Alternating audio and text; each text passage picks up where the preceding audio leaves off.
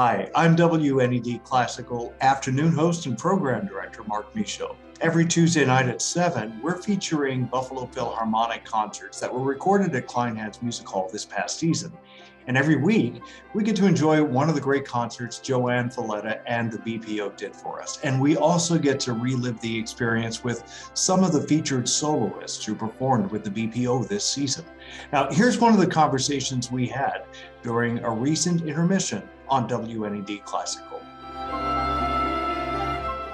Well, after hearing David Ludwig's Violin Concerto performed by the BPO Joanne Falletta and Bella Hristova, I'm thrilled to have a little time to talk with Bella here tonight on WNED. Bella, welcome. Thank you, Mark. Very happy to be here. We're happy you were able to take the time to talk to us. I mean, what a performance that was. Congratulations on that work and performing it today. Thank you very much. It was exhilarating to perform that for the Buffalo audiences. It's always really exciting and meaningful to be performing the piece that David wrote for me. And it was a really special performance.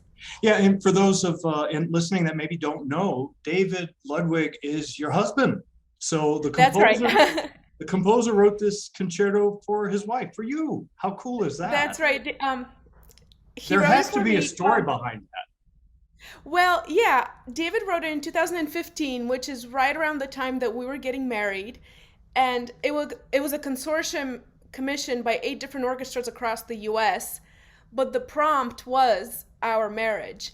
However, David thought that would be a little self-involved to base it solely on our own marriage. So he wrote the piece with sort of the more general inspiration of communion and two souls coming together and sharing a life and empathy, just all good things that we could use a lot of these days.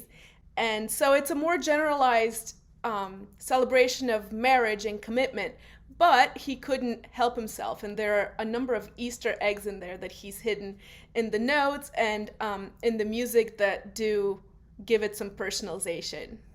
There are a lot of varied moments in this piece of music, and it's certainly something that doesn't keep the audience bored at all.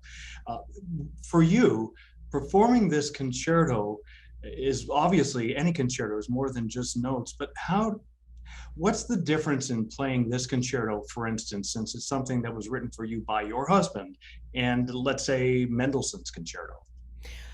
Well, it's so hard to compare because anytime I perform, I want to do my best, and part of that actually is not getting too emotionally involved in what I can't get emotional on stage so that I can convey the emotion of the piece to the audience.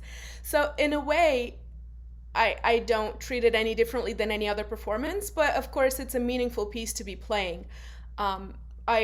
Just like any other piece, there are the moments that make me very nervous and I sort of wait for them to come by, and when they pass on by, I breathe a sigh of relief. But it's an exciting piece to play. And as you said, it does pack a lot of different characters in the 3 movements. Yeah, it was so great to be introduced to a new piece of music to us. I know this concerto was written like in 2015. 15, like yes. And you've had the opportunity to play it several times. How was your experience?